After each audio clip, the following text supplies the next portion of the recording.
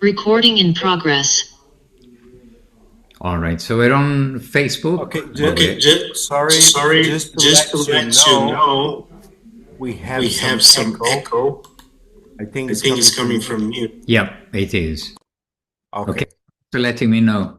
It seems to remember the last setting in the audio, and so we did kirtan as the last setting. So it was thinking I was being musical, but I wasn't. And here's something knocking on the door. Maharaj. All right. So we're being joined by more on this side of the world, or this side of our screen.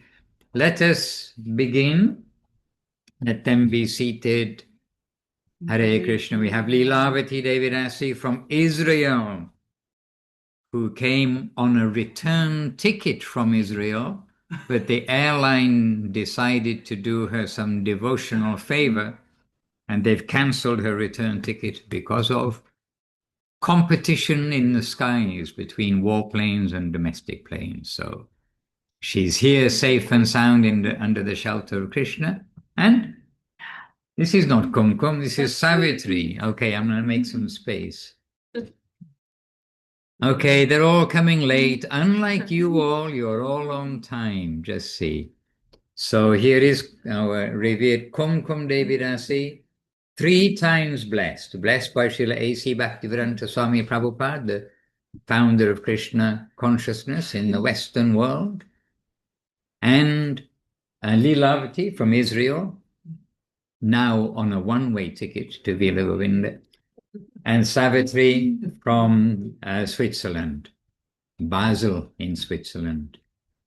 And Rasarati Devidasi joined us also. Well done, Rasarati. She's not very nearby, but she's in Italy. Jason, Jai, good to have you with us, Jason.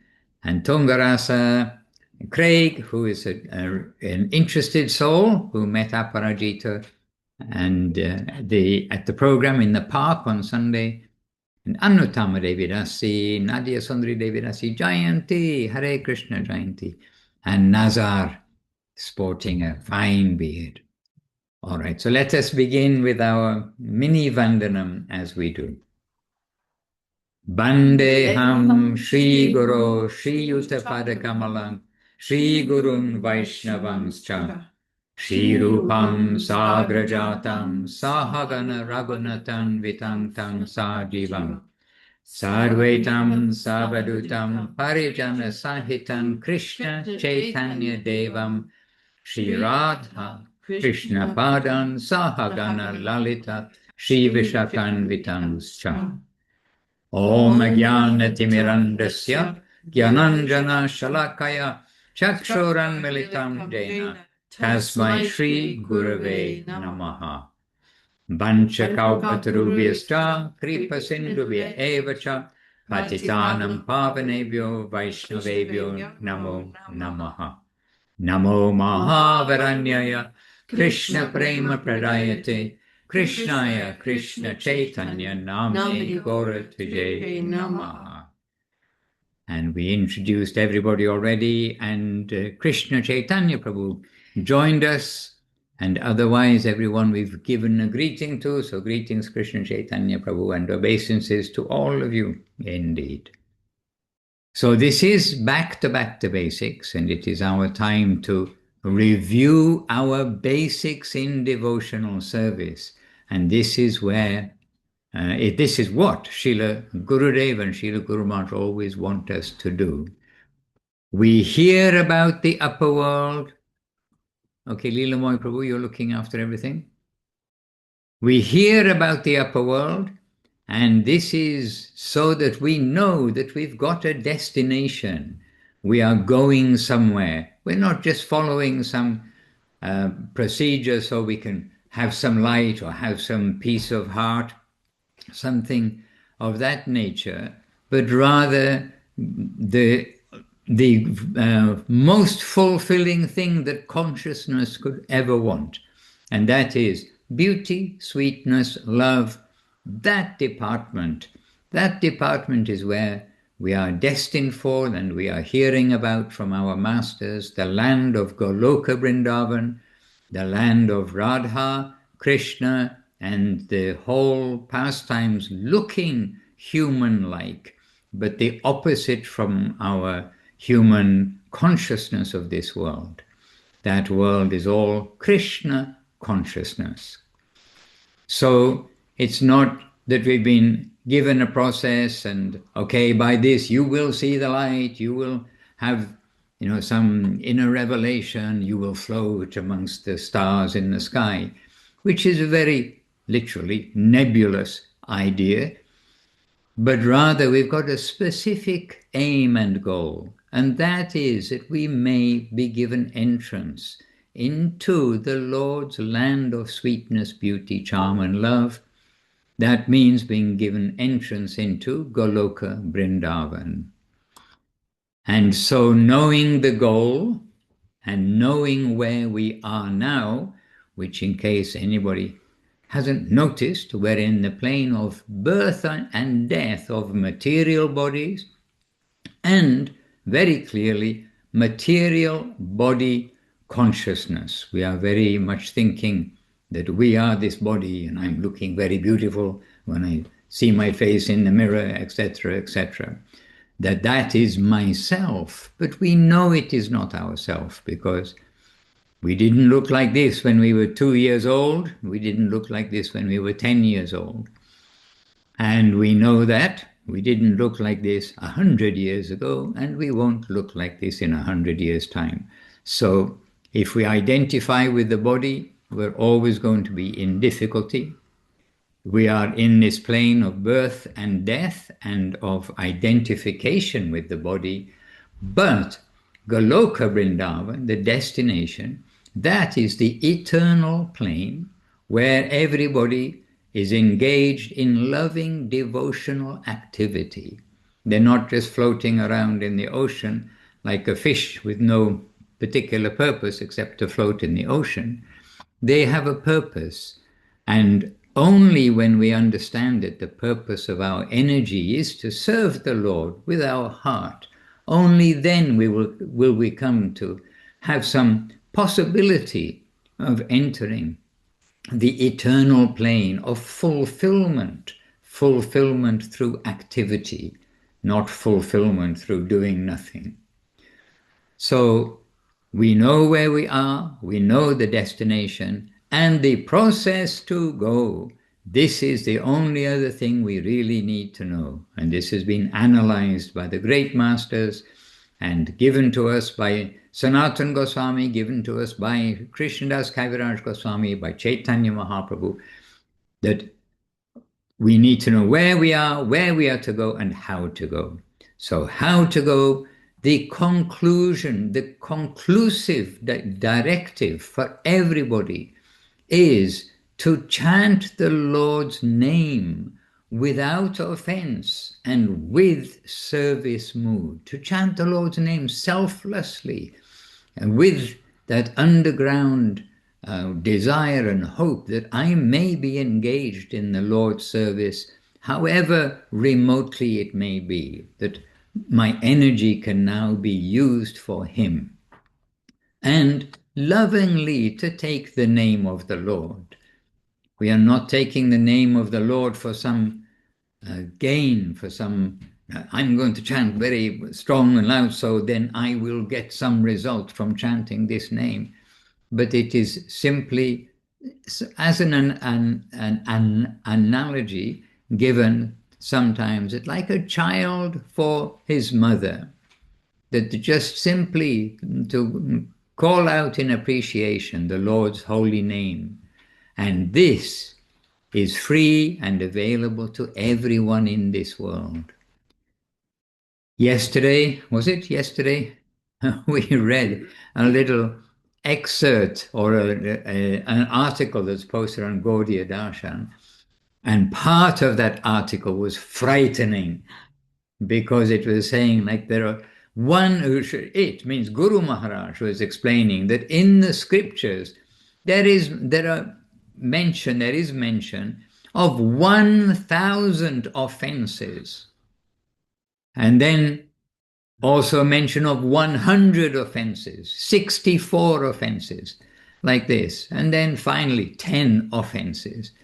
So we've been given, out of this 1,000 offenses, we've been given 10 offenses to focus, to avoid. And so the chanting of the holy name without offense, in other words, following those 10 principles to avoid those 10 offenses, and with love.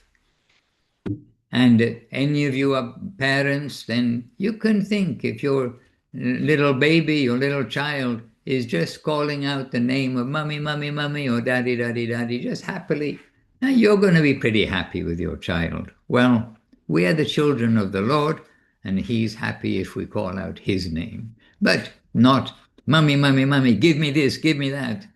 Mummy, mummy, mummy, here's a flower, now give me 10 ice creams. Not like that. Just the appreciation for mummy, appreciation for daddy. Very clean transaction between the child and the mum. And so we need to have that clean transaction with the Lord. And our transaction with the Lord is, here I am, here we are, just calling you out of affection. We know that you are all good. We know that you know everything. And we really do want to come back to your land and not try to make it on my own, with my own independence, which we see and learn in this material world, only brings us more trouble, more suffering, because for every action there is a reaction.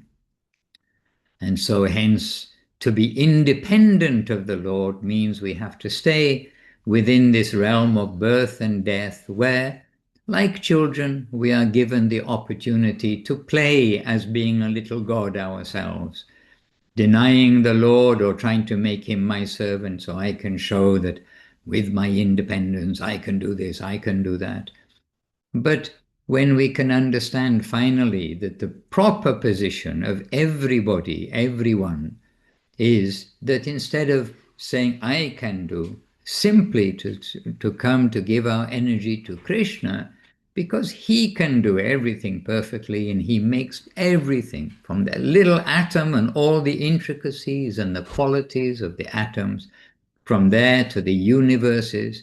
He can make everything. But his greatest power is not in the amazing atom and the amazing plant, amazing water, amazing sky, amazing everything, but his fully fledged power, from which all of this comes, is his power of love, beauty, sweetness, charm, reciprocation. This is essentially the conclusion of what Vedavyasa has given in Srimad Bhagavatam. This is the conclusion of what Sri Chaitanya Mahaprabhu has given of all avatars, of all manifestations of the Lord here, the topmost of all. And he has come to give us the medicine to make our diseased thinking that I am the center into healthy thinking that, dear Lord, I am nothing, you are everything, and I just pray to be engaged somehow in your service. So the means to go to that promised land of Goloka Vrindavan is centered around chanting the holy name without offense and with service attitude. And so with that, we've got our whole basis for a successful life.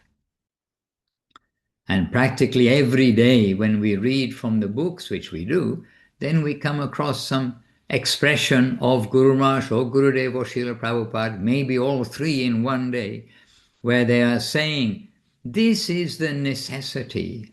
You must understand this. You must do this, giving us the very necessities of our life. And today, what did we read in the morning? That we must accept at least this, that I am not independent of the the control of the Supreme Controller. The Supreme Lord is the controller. I am controlled. I am not separate from his control. And we must at least accept this. Guru Maharaj was saying this morning, well, in our reading this morning. And this way, day by day, we get all these tips, all these directions to redirect our consciousness so that we may live up to what we sometimes say, oh, we are devotees of the Lord. I know that the official pronunciation is devotees. But Srila Prabhupada, when he came to the West, then he pronounced in Indian English devotees. And so the devotee sections of Krishna generally take that pronunciation and even think that the other pronunciation is wrong. So, but we tend to claim or say, oh, we are devotees of Krishna. But we need to live up to that name by actually being devotees and not just by having a name and taking it by name, shaving our head, having a shika, neck beads, whatever it is. That is all helpful, but it's helpful. We want to actually lead the life from inside to outside, that we are devoted to the Lord and not selfish, not in a selfish manner. To be devoted so I get some good pay. There are many secretaries to managing directors, secretaries of managing directors in the world who are very devoted to their job, but they're getting good pay for that. And if the boss stops paying them, they'll look somewhere else to be devoted to. But we are exclusively devoted to Krishna because we know he's good, we know he's the destination, we know from his agents that he is real, there is the Lord, there is his land, and now we have to build our faith, build our surrender to the Lord's will, and make our lives successful. And another thing we learned today, or were revised today, was the fact that it is extremely rare, like billions to one chance, of having this opportunity that we have to have these seeds of proper consciousness, means devotional consciousness, planted in our hearts. And so out of all the billions and billions of living entities, not only on this planet, as we look out of the window here, how many billions of blades of grass and whatever else is out there in the field, I don't know what, mice, mice and mosquitoes and everything else are around. We've got a human body, but in the whole universe, up and down, there are billions and billions and unlimited numbers of living entities. We have been wandering since we have no idea when, but by some good fortune in our wandering throughout the universe, we've got that touch with the agents of the Lord as a human being to teach us to get out of our animal consciousness and into our proper, healthy consciousness where we can live forever and happily by using our energy, not just for ourselves or for altruistic purposes, but to use our energy for Krishna because we belong to him. So we must at least understand that. We cannot deny that we've come from him and we belong to him. We are under his control, but either directly or indirectly. So now we'll try to make our direct life successful by chanting Hare Krishna. Hare Krishna. Oh yes, Hare Krishna. So this is our beginning of back to basics today. Some reminders, and we are reading from the Sermons of the Guardian of Devotion series because that book has just been published in Italian. The compilation of those 4 books. And so we're revisiting the sermons of the Guardian of Devotion in English in the morning readings, as well as Chaitanya Charitamrita, with purports by Srila Prabhupada, translations by Srila Prabhupada, and there we are also getting always like very wake up news, of our good fortune, of the prospect of life, and let's use it properly. And where else we've been reading today is from Affectionate Guidance. And Srila Gurudev giving us affectionate guidance. Srila Gurudev being Srila Bhakti Sundar Govindadev Goswami Maharaj. And of course the sermons of the Guardian of Devotion series coming from Srila Guru Maharaj, Srila Bhakti Rockok Sridhar, Dev Goswami Maharaj. And Chaitanya Charitamrita, written 400 plus years ago by Srila Krishna Ras Kaviraj, and given to us around for the whole world by Srila A.C. Bhaktivedanta Swami Prabhupada, with his commentaries and with him referring constantly to Srila Bhakti Siddhanta Saraswati Thakur's commentaries. So this is the nourishment, and when we are well nourished, as we take lots of prasadam, we must use that energy for the Lord. So that's what our internal nourishment is for. Hare Krishna. And good to see more arrivals into the Back to Basics, including Rupa Nuga Prabhu. We didn't see you for a little while. I was thinking of you, hoping all is well. Saumya Sham Prabhu, Vijayananda Prabhu in Ireland. We were chatting yesterday. Hare Krishna. Your work day, you're having your lunch break, is it? Oh, he closed. Yeah, I think. Maharaj, yes. Yeah. Just, it was perfect timing, so yeah. Okay, don't get into trouble. Don't get into trouble at work.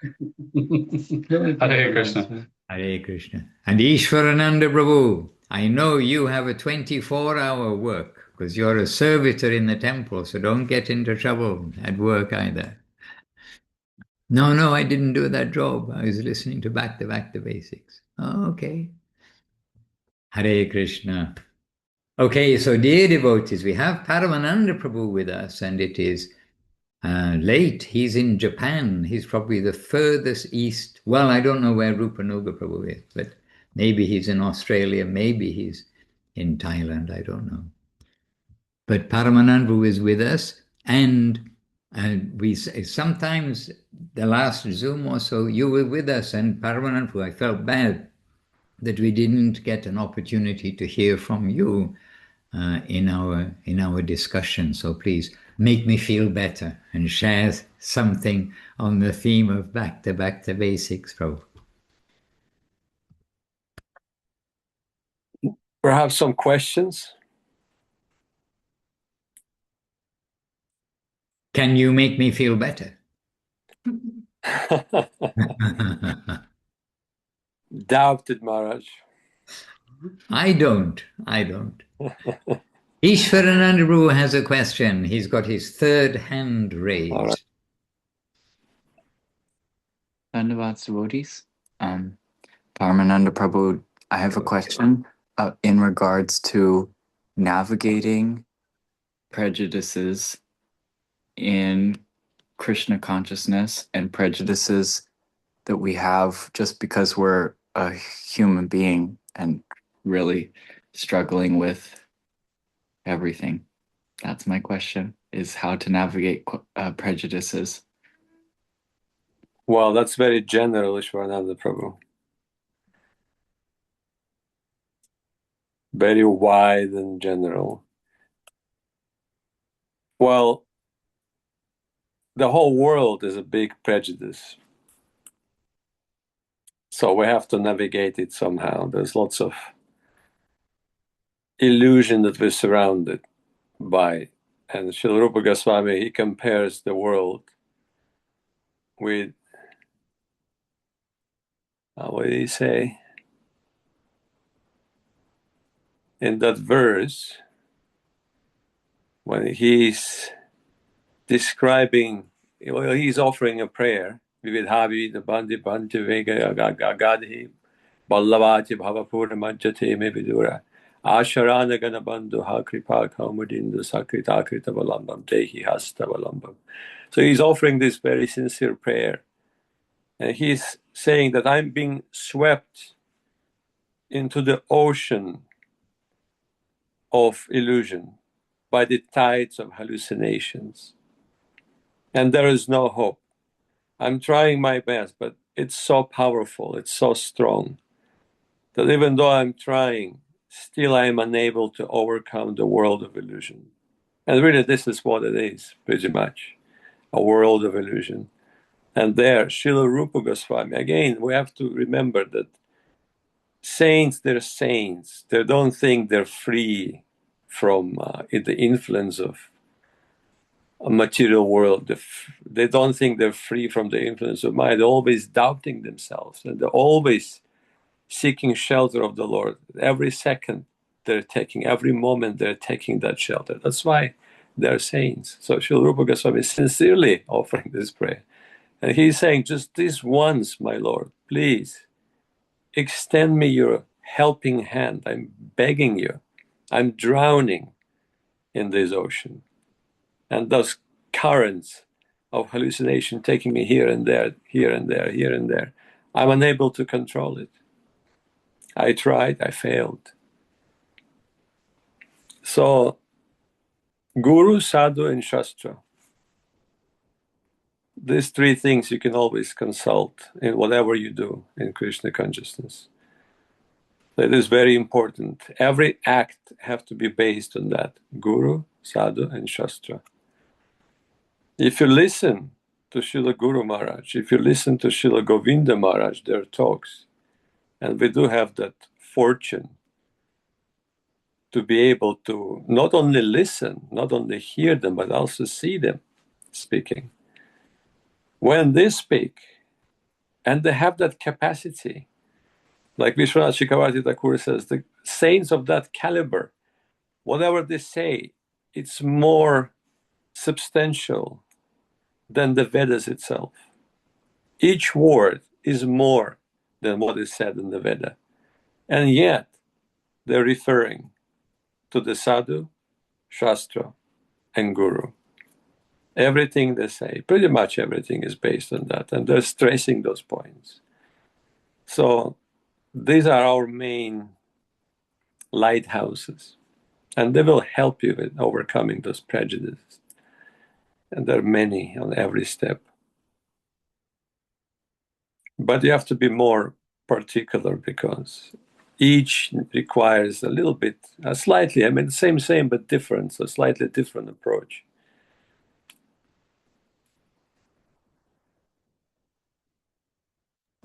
That was a wonderful answer. I mean, general, I guess my specific realm of questioning was when we're navigating decisions with our mind, we have to keep in mind that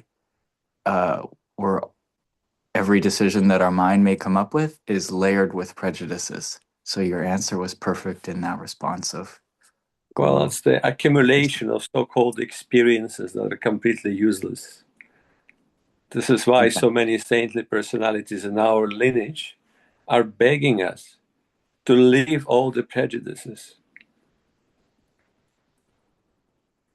Like Srila Prabodhananda Saraswati Thakur, he's fervently begging. He's approaching somebody, apparently one of the most learned personalities in this world. And he's there with folded hands, and he's bowing down at the feet of that person. A great saint is doing that. For what? Only to beg him to give up all that he learned. And he is saying, it has no value. Tante nidhai trinakam padayor nikotya kritvaja kago satateta taham bravimi. Hasadavak sakalameva vishaya dhurat chaitanya chandra charane kurutanuragam. And he's saying that give it all up, throw it into the garbage, zero value. But whatever you're seeking, you will find at the lotus feet of Sri Chaitanya Mahaprabhu. There is the treasure house. And we can just keep going in that direction. But yes, I mean, these are all general answers, since the question was quite general too. But you got the milestones, I guess. I mean, we have to try, and you're doing perfectly. I mean, you are in a good association, you're following, you're trying to practice, trying to implement it in your life. And one thing I wanted to say, so quite often we get this question, how do you combine this material life and the spiritual life? Which always makes me wonder. I mean, really, I don't differentiate. We have only one life. So try to make that life spiritual life. Don't try to do this and do that and try to combine something. It doesn't work like that. So if you take into Krishna consciousness, try Krishna consciousness to be your life. Try to be conscious of Krishna every moment, regardless of what you're doing. And there could be so many different responsibilities due to our past karma that we have to attend to. And so many things we have to go through again because of our past situations. But we have to take it in the Krishna conscious mood, thinking that, why does Lord want me to do that? What can I do for him? How can I satisfy his devotees? How can I chant his names perfectly? How can I avoid all those 1,000, Maharaj put it in my head, 1,000 offenses. Countless offenses, but not to be discouraged in the end. And that is really, it's so beautiful how Srila Govinda Maharaj put it. He said, even 10 offenses is quite difficult not to commit. In fact, it's practically impossible not to commit. We just do it all the time. Then what are our chances? And he is having this informal conversation. Maybe we should just stop chanting Mahamantra. In this case, we're not going to commit any offense, at least. I mean, otherwise, if we keep chanting with offenses, then the bad reaction will come to us. And Govinda Maharaj says, maybe, he's answering to that devotee, maybe you should, yes. But then he says, actually, if we're sincere in our attempt, that's all it takes. If we are sincere, and even if we are failing every time we try, because Nam Prabhu, Krishna, in the form of the name, his name, the holy name, will feel compassion and will take pity on us. And seeing our sincerity, forcefully, he will enter our heart and he will dance on our tongue. Really, that's what it is. It comes to that sincerity, and Guru Maharaj points that out. Sincerity is invincible. And the same way, with same mood, you can overcome all your prejudices.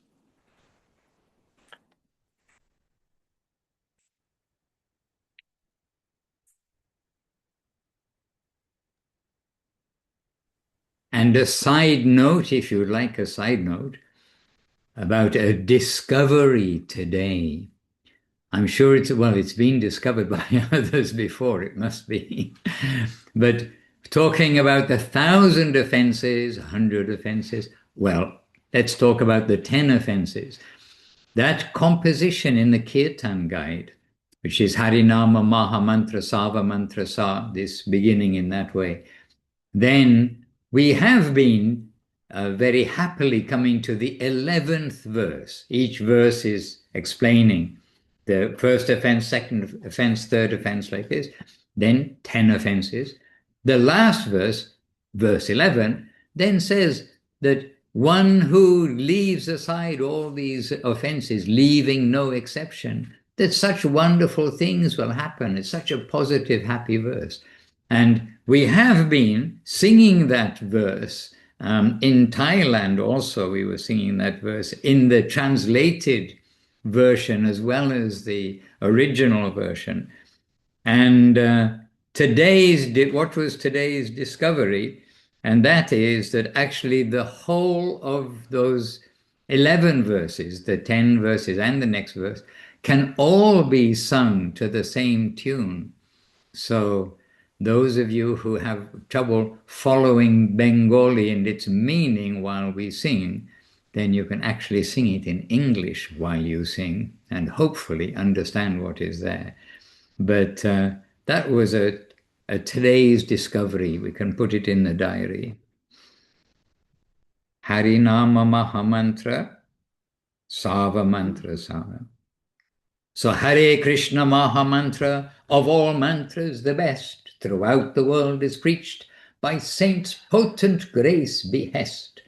Such saints to the name devoted, such pure souls great, never dare offend them, never show them hate. Anyway, it goes along with the same tune, which we won't sing. No, we won't sing now. But it can all be sung, which is a little bit interesting. And there are some other verses here and there which have been translated, which can be sung, by the way. But Srila Bhaktivinoda Thakur predicted that in future the kirtans will be translated into different languages around the world and will be sung around the world. So it's a little hint of that possibility. So the 10 offences, and everyone really should automatically know the 10 offences to the holy name, because we're always being told to avoid the 10 offences. Hare Krishna.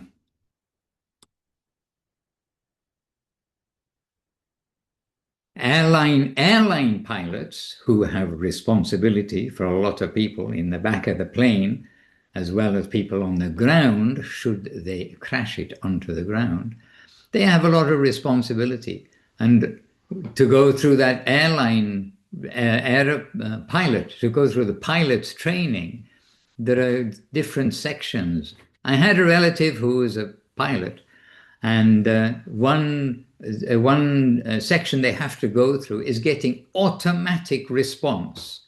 So it's not that they're learning what was this, but this is an automatic response. Almost like if you put your hand on a hot fire, then you don't think, what do I do now I got my hand on the hot fire? You know, you pull your hand away.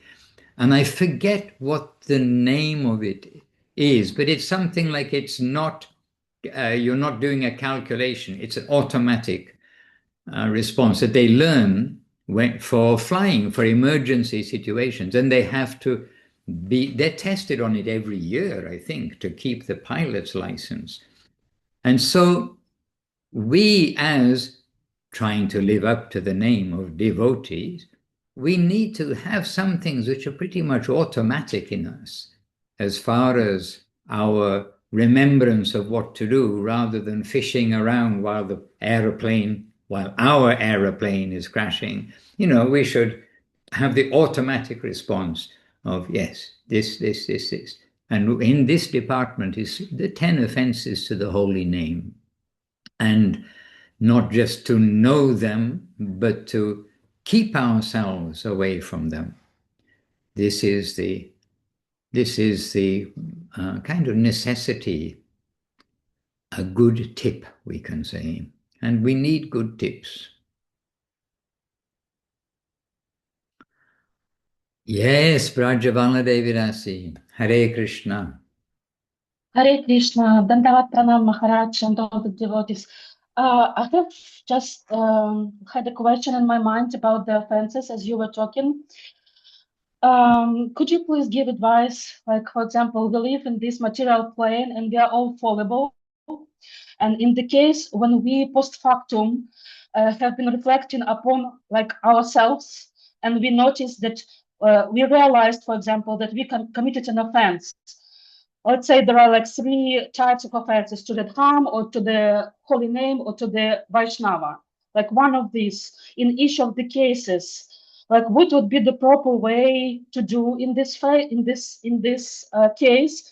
Because like would, for example, a sincere prayer, like to the Lord, like be sufficient? Like saying that, oh, I made an offense, like please forgive me, or like what should we do in each of the cases if we notice, like within our mind, for example, that we like have been committed offense to the name, or offense to the Dham, or offense to the Vaishnava, what to do? Like, what would be the practical guide in this case? Well, we are told that, Kumkum Devidasi, I was going to suggest she can answer the next question, is what I said to her. But let Kumkum answer, and I may make a comment or two as well. We pray that you will, Maharaj. My Dhanavat to all the Vaishnavas.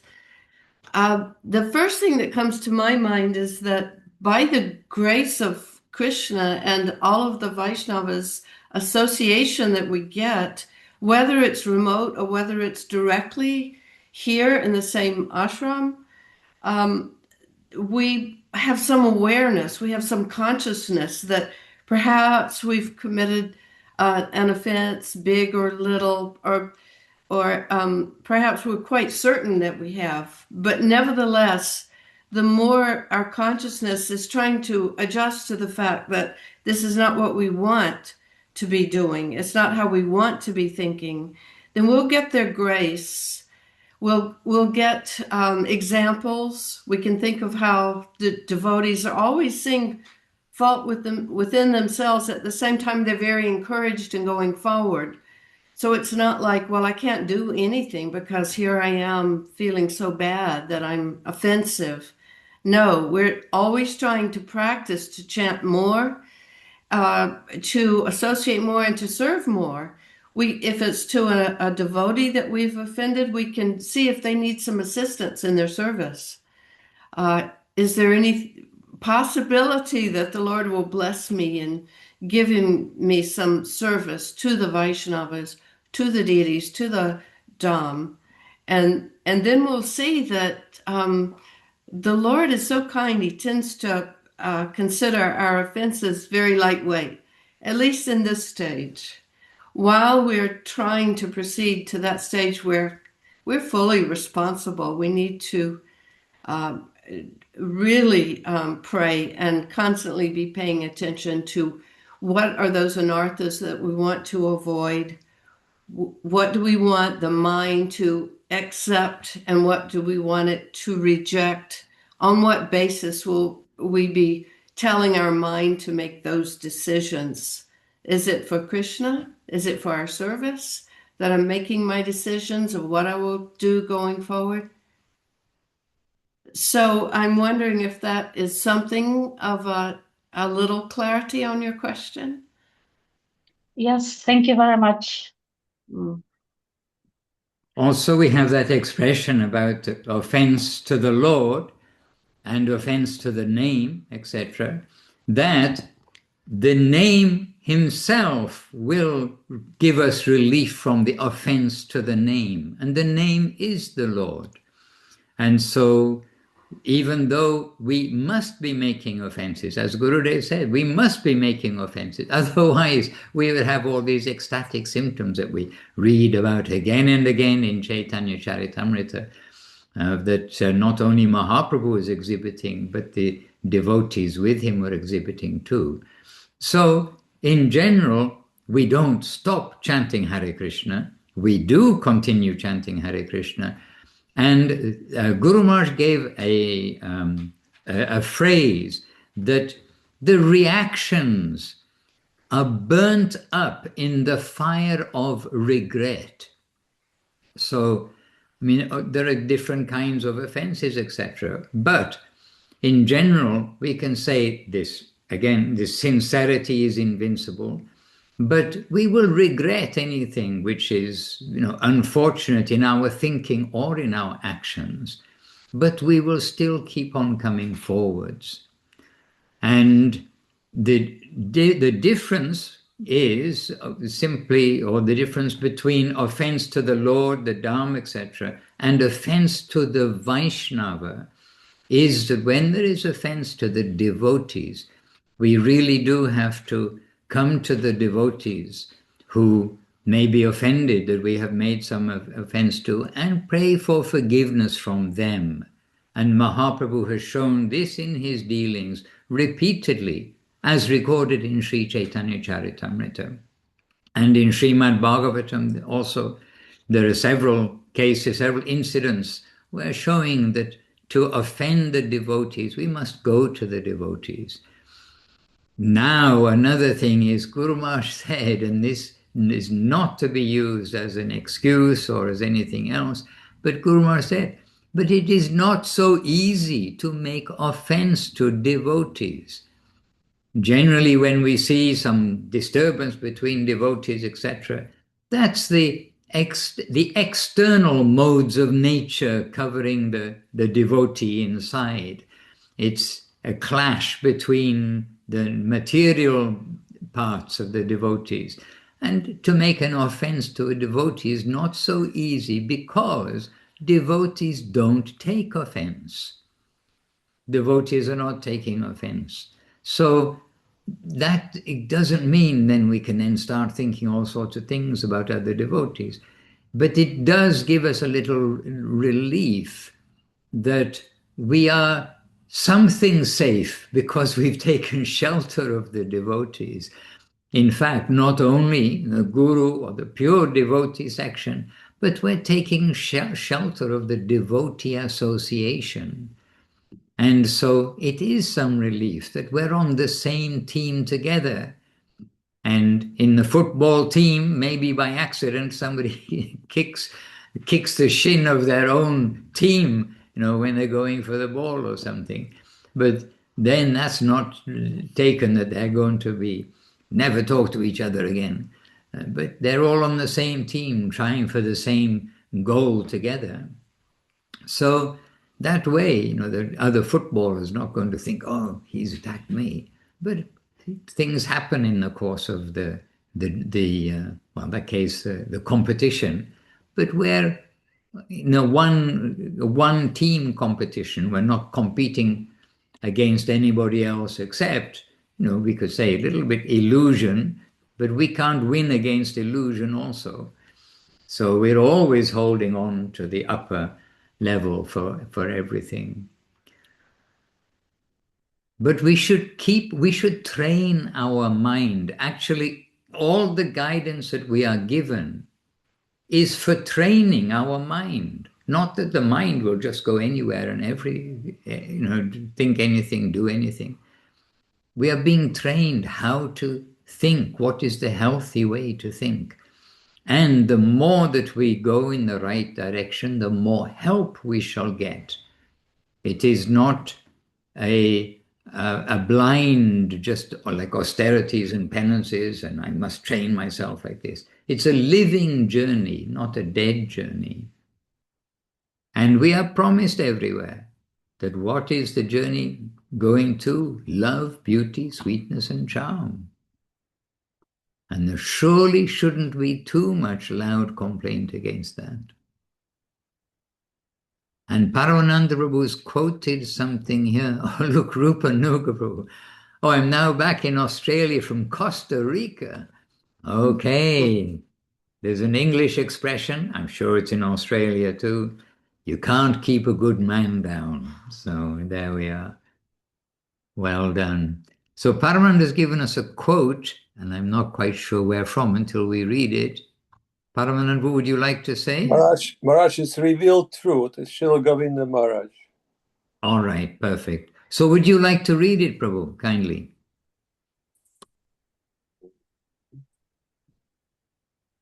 Give me a second to see where it is. Yes. Yeah, Srila Govinda Maharaj is saying, it's on the subject, we can also understand that a dedicated devotee will always feel anutap, or regret, when they understand that they have done something wrong. They will think, why have I done this?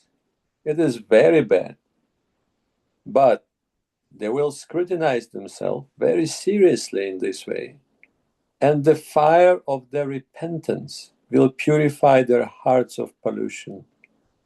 This verse, Papadamula Bhajata Priyasya, necessary for everyone to discuss and understand.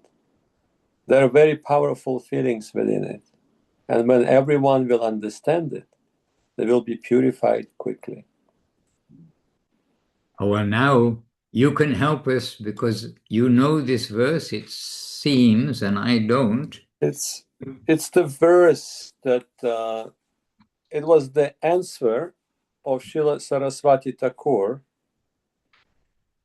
to Srila Guru Maharaj, when Guru Maharaj asked the question how to see and act and think and feel about the devotee breaking principles or breaking the law or being adharmic and all of that together. So Srila Saraswati Thakur gave a short answer that time, but then 6 months later he was lecturing in South India, perhaps in Madras, and he was giving a Srimad Bhagavatam class, and he came upon this verse.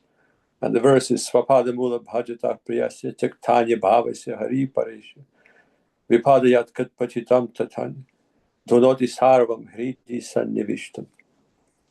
So in that verse, when Srila Saraswati Thakur quoted the verse, he said, Sridhar Maharaj, here is your answer. And Srila Guru Maharaj was in the auditorium. And Guru Maharaj said, at first I couldn't understand, what is he saying? Where is this coming from? And what does he mean by answer? What kind of question? He realized that a question he asked almost half a year ago, and Srila Saraswati Thakur kept it in his mind. And when an appropriate Shastric evidence came, immediately he remembered it, and immediately he quoted it, and he pointed it out. And the verse is about that if a sincere Vaishnava, sincere devotee, dedicates himself to the service of the Lord, but due to his past karma, some reaction, and due to those unfortunate circumstances, he may commit some abominable acts. Sometimes it's translated that way, or do something adharmic, we can say, externally adharmic. Still, we have to understand that he's on the right path, and he is a pious person, he is a devotee, and we should take it as of utmost importance, and that Krishna himself will remove all the reactions of his offenses. So that's pretty much the translation of the verse, and that's what Srila Govinda Maharaj points out. And why it will come? Because he is a devotee. So he will, and he must feel that sincere repentance in his heart. And then we hear from Guru Maharaj as well. This is Govinda Maharaj, but Guru Maharaj also said that it will be, the reactions of the offenses will be burned in the fire of the sincere repentance, which is so natural for a devotee to feel bad. But what to do? It happened, but I'm feeling very bad about it. I'm not going to do it again, but please, Lord, be merciful to me, even though there is no excuse for it. But like Jamunacharya said, I don't know anything about religion. I had never associated with the sainted personalities. I have no knowledge about the soul or a relationship between God and soul. I'm quite unfit person, but as I am, my Lord, as I am, I'm surrendering to you. So please be merciful and accept me. So in a similar way, along those lines, we can think about it. Yes, I made a mistake, but here I am in front of you, and I'm repenting for that. What can I do? You're the judge of that. So anyhow, I thought this quote was appropriate for that, since you've been mentioning the words. Oh, yes, very appropriate, Prabhu. And we are all like children to our seniors, mean to the Guru, but to all of the perfect section. They see that we are trying, we're like children, trying to learn how to behave in this world and get the proper education, which is, how to behave from inside to outside. So still, even though we may be grown up in the physical sense of the word, then you see the scripture are always looking at us as children. Our gurus are looking to us as children, basically.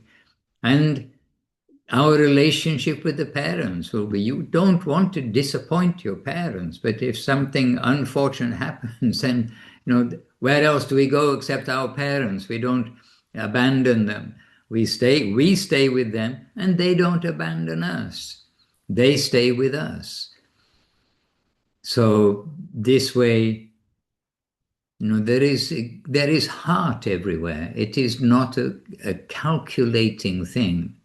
We do see some actual calculations in the sense of action and reaction in the karmic world.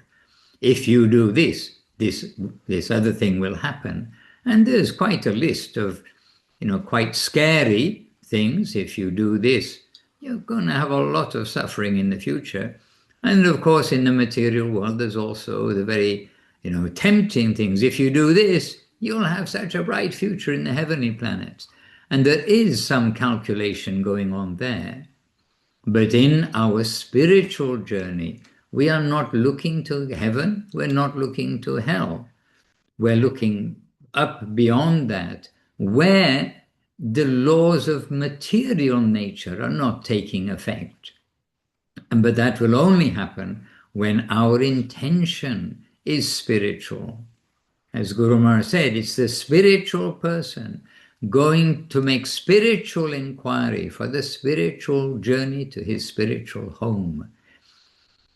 But the karmic side, where if we do this, we will get that result, that is in this lower section where it is basically the body conscious person is searching out to go to some body comfort place rather than the spiritual journey, which is where we want to be reinstated at home, where our energy can be used for the Lord and 0.00 for ourselves.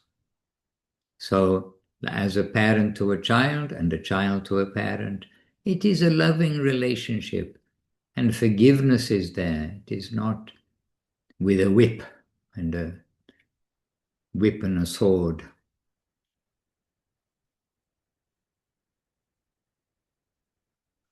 But Brajavaldiri, I'm sure you are offenseless by your sincerity. I mean, really, when we can examine ourselves and see these things, we can say that is clean, good thinking. Thank you very much, Maharaj and Paramananda Prabhu, for this very clear and helpful answer.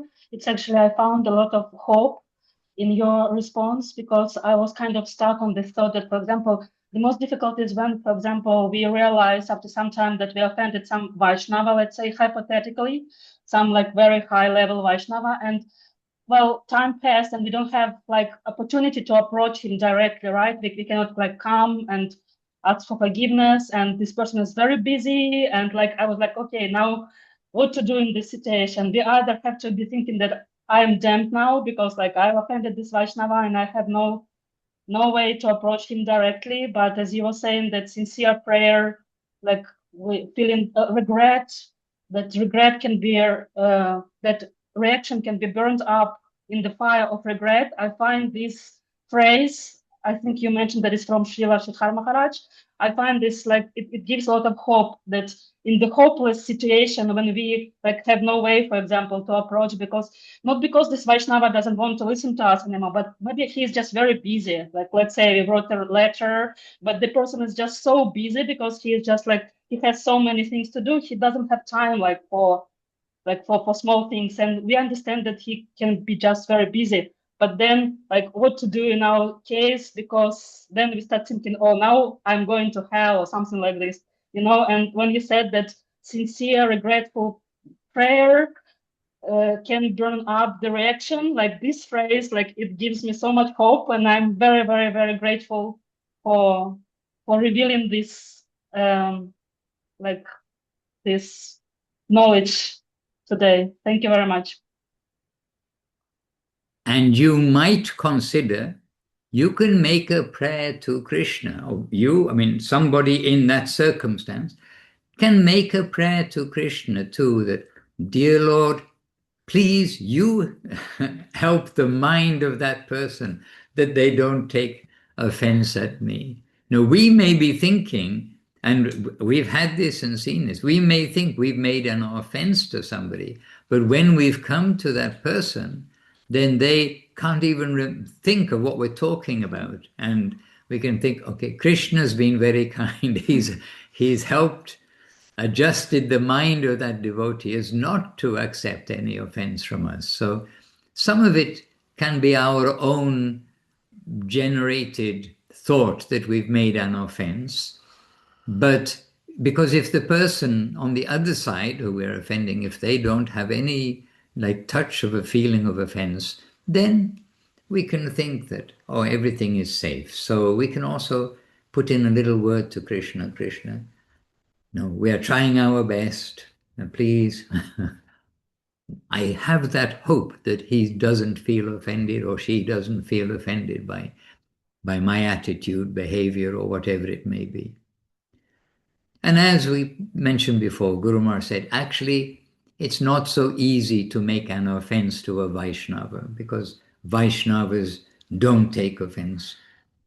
It's the covering which may show anger. Ah, you did this, you did that. Okay, well, we have to digest that as well. But that's Guru Maharaj's clear vision. And Guru Maharaj had clear vision, that is sure.